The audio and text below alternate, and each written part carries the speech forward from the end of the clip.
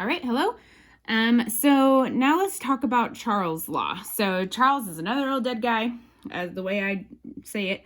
And his law shows us the relationship between volume and temperature, okay? So the difference between Charles' law and Boyle's law is that Charles' law is directly proportional, meaning that when temperature goes up, so does volume. If temperature goes down, volume also goes down, okay?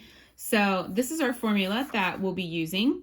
And just like with Boyle's law, with like P1 and P2 and all that, so V1 is our first volume, V2 is our second, or our initial volume versus our final volume, and so on and so forth. Notice the difference between the graph here. So because it is directly proportional, notice that the line is going up. Meanwhile, in Boyle's law, it was going down.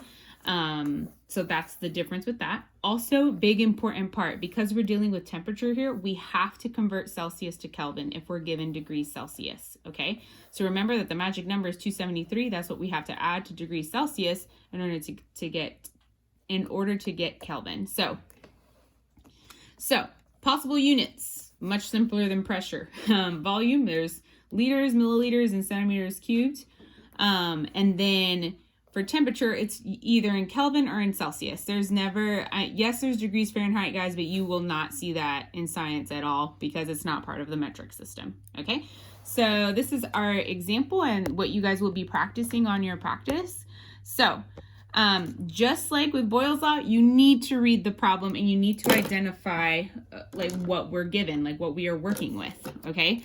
So first things first, it says a gas sample at 40 degrees Celsius occupies a volume of 2.32 liters, assuming the pressure is constant.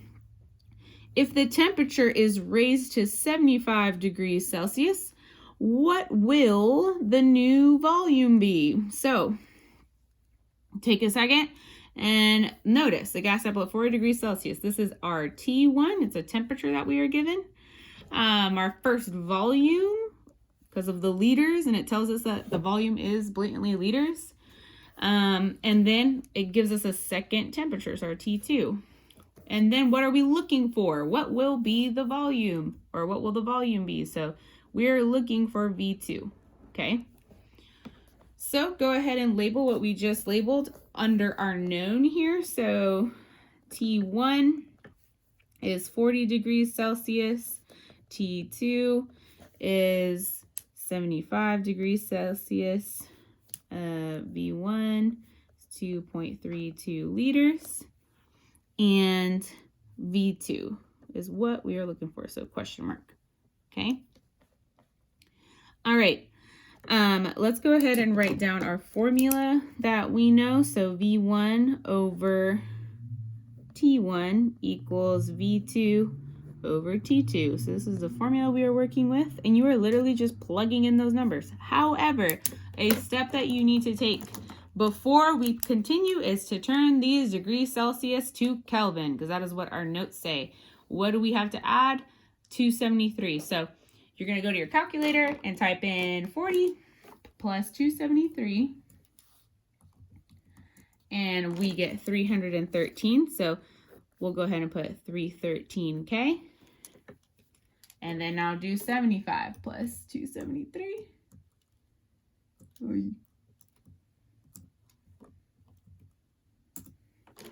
348. Done. Okay? So that's your first step when it comes to Charles' law, or anything that has temperature in it. We have to convert, make sure that it's in Kelvin, right? And now, guys, you just plug it in. So we have T1 is, or let's start with our V1 here. So our V1 is 2.32 liters. And then our T1, 313, okay, equals V2 is what we were looking for. So let's just leave it like as V2. And then T2 is 348K.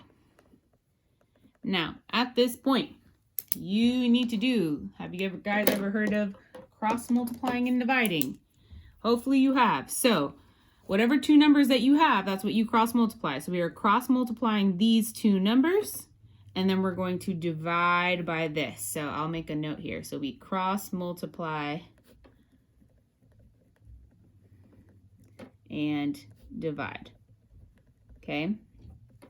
If you want to rewrite it, for those of us that aren't really math savvy, go ahead and rewrite it. So rewrite what we're multiplying. So we're going to do 2.32 times 348, and we're going to divide by 313. Okay, so this is what's going in the calculator to get V2. All right. So in your calculator, we're going to type this in. So 2.32 times 348, press enter, and then divide by whatever the number is, 313. So we get let's round to 2 decimal places because that's what we're given here. So we get 2.58 of what of our units here, right? Because remember that we were trying to find our V2. So let's put V2 equals 2.58. What are going to be our units? Whatever the units were for V1, they have to be the same. So got liters here. Okay. So this is our answer. And so we'll just put that a little label up here. And that's what you're doing for your practice. Hopefully it's straightforward. Remember, we cross multiply it. The only 2 numbers that are diagonal, those are the ones you cross multiply, and you divide by the other number, by the bottom number. Okay. As always, feel free to ask me any questions, but go ahead and this is exactly what you're doing on your practice. All right, guys.